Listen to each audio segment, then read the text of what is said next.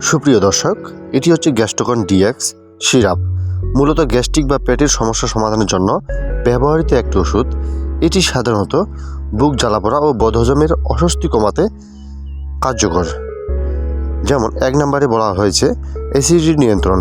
এটি পাকস্থলে অতিরিক্ত অ্যাসিডিটি কমিয়ে দেয়। 2 নম্বরে হচ্ছে বুকে জ্বালাপোড়া অর্থাৎ হার্টবার্ন।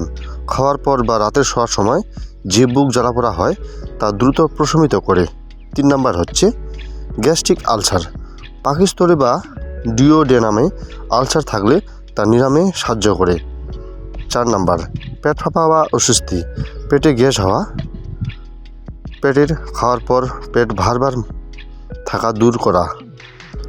5 নম্বর গাট বা গ্যাস্ট্রোলজি রিফ্লেক্স ডিসফাংশন।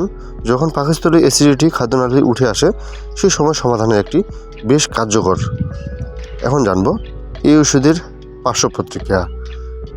সাধারণত তেমন কোনো পার্শ্ব প্রতিক্রিয়া নেই, তবে কারো কারো ক্ষেত্রে কোষ্ঠকাঠিন্য বা পাতলা পায়খানা হতে পারে।